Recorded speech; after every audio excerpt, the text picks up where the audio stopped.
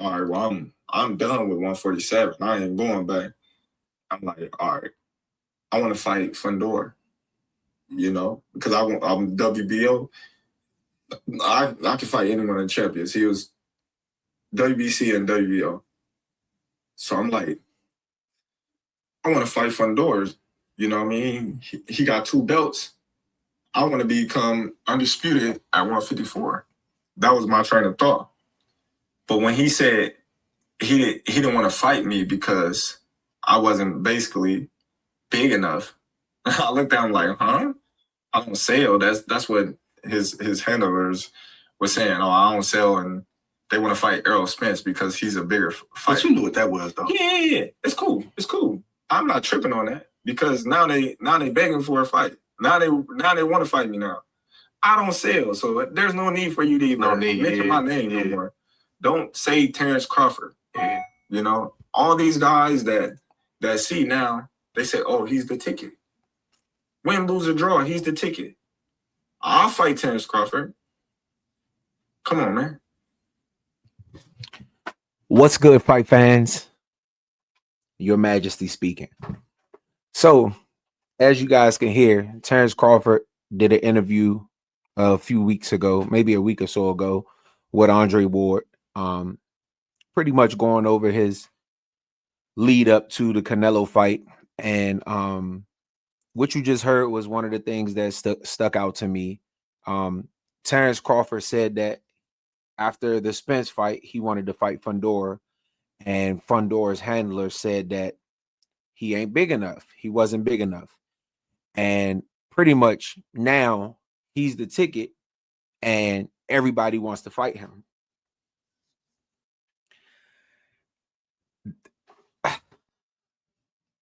This stood out to me because I've always thought that Terence Crawford has, and he should, is him. You know what I'm saying? But sometimes you got to step outside of yourself. But I've always thought that Terence Crawford had an inflated vision of how he appeals to the masses.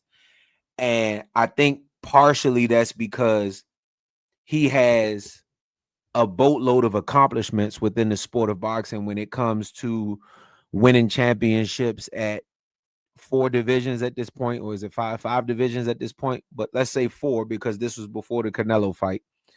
But he had won titles at 4 divisions and was undisputed at this point in time 2 times over, and had won an SB. That's one of the things he always brings up, and got a lot of Fighter of the Year awards or whatever the case may be. And so he looks at accomplishments and somehow thinks that translates to being a big star or being a big draw in the sport. And no disrespect to Bud, but I think those 2 things are totally different. I think being accomplished and being a draw are separate entities.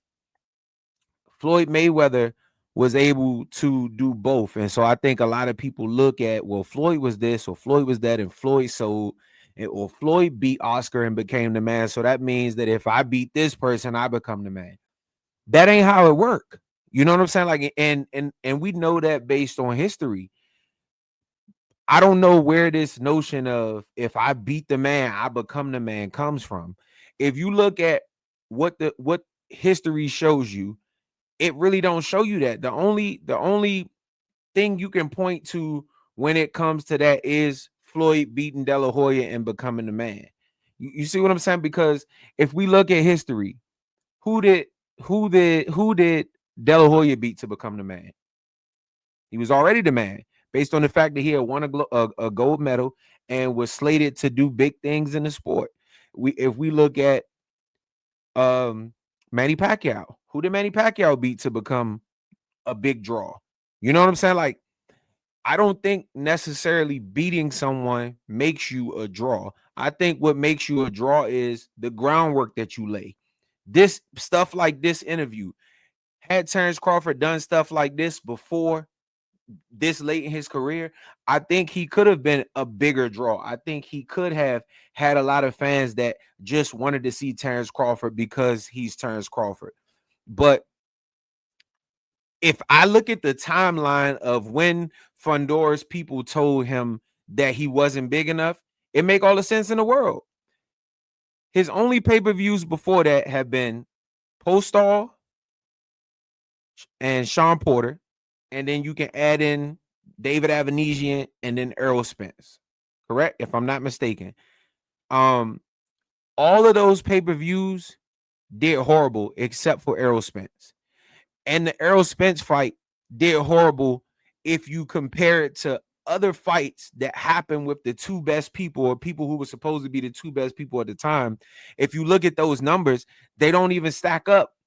I told people all the time, if you go back and look at Batman Boxing Talk, when we were doing shows on this, I kept telling people, Errol Spence versus Terence Crawford isn't the biggest fight in the sport. It's the best fight in the sport, which it turned out not even to be the best fight as far as from a competitive standpoint. But I never thought that it was the biggest fight in the sport because I didn't think Errol Spence was that big when it came to the casual audience. Yes, in the sport of boxing where you have hardcore fans, we want to see that shit. We think it's the greatest thing since sliced bread because we know boxing. But the average person, my mama don't know who the fuck Errol Spence is. She don't know who Terence Crawford is. She not taking her Saturday from going to play bingo or going bowling with her cousins or whatever the case may be to stop her Saturday night to see Terence Crawford versus Errol Spence. And that's, I think, what Terence Crawford fails to realize. It's not about your accomplishments. If you look at Fundor's team, when they said he wasn't big enough, it made sense. You did 600,000 buys, or let's say 650 or whatever, but 700,000 buys with Errol Spence. Without Errol Spence, you've done, I want to say Porter was like 150,000 buys. Postal was 60,000 buys. When you look at the timeline of when this fight was supposed to happen, it was after the Errol Spence fight. You know what that means? That means that PBC no longer had a Showtime budget to use. So now they're lobbying for Amazon Prime, who, from my understanding, did not give them a fight budget to work with. So now all of the money that has to be made has to come from the backs of the fighters on pay-per-view. That's why at that time, most of those Amazon Prime fights were on pay-per-view. So when Fundor's handlers are looking at it, they're looking at it like, yeah, you beat Errol Spence, but that just gave you another accomplishment. That didn't make you the guy that's going to sell this fight. Just like, in my opinion, him beating Canelo doesn't just push him into the light where it don't matter who he fight, he gonna sell. I think Crawford is just one of those guys who is a great fighter who will never be a draw that people are going to say, oh, I want to go see Terence Crawford fight.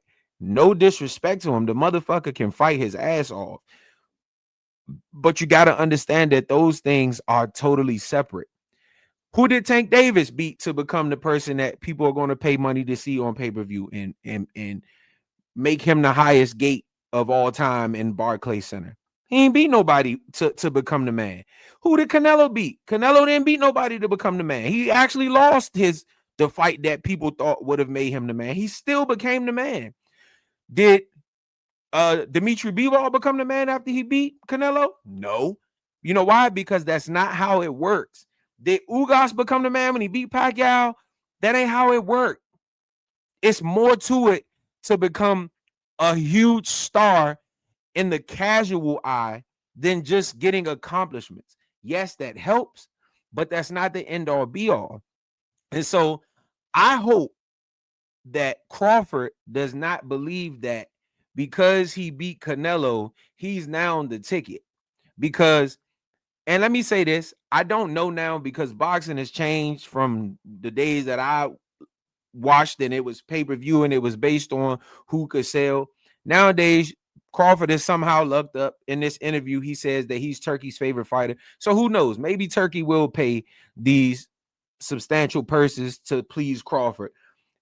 I don't know how he sees a return on his investment if Crawford is not fighting Canelo, or if he's not fighting Benavidez, or if he's not fighting somebody else with a big enough name to be able to bring in the audience, because I don't believe Crawford himself will do it. It's no shade to Terence Crawford. It's just what I see.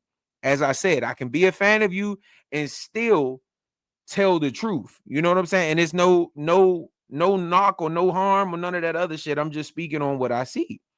I believe that Canelo's next fight, if they put it on pay-per-view or whatever the case may be, he's still going to sell because he has a fan base that is loyal to Canelo. It's not tied or not loyal to whether Canelo wins or loses. His fan base is his fan base.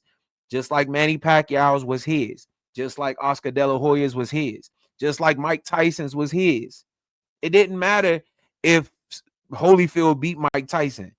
He doesn't have any other top pay-per-view numbers without Mike Tyson. Mike Tyson is the draw. Regardless of the accomplishments that he may have had. Lennox Lewis accomplished a boatload of stuff. He wasn't the draw that Mike Tyson was. And so I need fighters to get out of thinking that if I beat this guy, that is the guy. And this goes for my favorite fighter too, Shakur Stevenson. You beating Tank is not going to make fans jump to you and automatically make you the guy that people are going to pay to see. You have to do other things. You got to do interviews. I seen an interview with Shakur Stevenson with Shakur Stevenson and Justin LeBoy that I got a few things that I'm going to talk about too. But those are the things that you have to do early on in your career. Tank lucked up. He had Floyd Mayweather to put him on and constantly keep him seen and keep him on these big platforms and co-main events to Conor McGregor and Floyd and things like that that pushed him in that light where the casual people were able to see him and relate to him. Stuff like this interview that Terence Crawford did, he should have been doing. He should have been letting us know about Omaha, Nebraska, and bringing us into his parades and the stuff that he was doing in the city, because then we would have had an understanding of, oh shit, you know what I'm saying? Yeah, regular dude, he cool. You know what I'm saying? He look out for his city, and he buying up the property in his city, and he want to own the block that he grew up on. Things like that. The backstory with his Mexican friend and how he put his Mexican friend on to do the ring walk, and how his Mexican friends. This is the shit that we need to know as fans. This is what draws us to you. These are the things that make us say, oh, nah, I fuck with Terence Crawford. I need to buy a shirt. I need to pay for pay-per-view when Terence Crawford fight. Terence Crawford, 2 states away, I'm getting on the plane. I'm hopping on the plane. I'm driving or whatever the case may be. These are the things that you got to do. And so for me, being the person who I fuck with Shakur, I love seeing him be out there. I love seeing a lot of the things that Shakur is able to see that Terence Crawford did wrong and maybe he can do different. And so this video is just to show how fighters got to stop thinking that if I beat this guy, that makes me the man. One of the things, I'm going to say this and I'm going to leave it alone. One of the things that I respect the most is what David Benavidez did. For the longest time, I kept saying, why is Jamal Charlo waiting around for Canelo? You're wasting your career. We watched Triple G waste his career waiting for Canelo Alvarez. And then even after the second fight, we watched him waste his career waiting for the third fight. And then by the time the third fight finally came, you 40. Now you shift to Jamal Charlo. He 33 years old, 34 years old, 35 years old, and you still don't have a significant fight on your resume. All because you chose to wait, thinking that if I beat this one guy, it's going to thrust me into the limelight. No.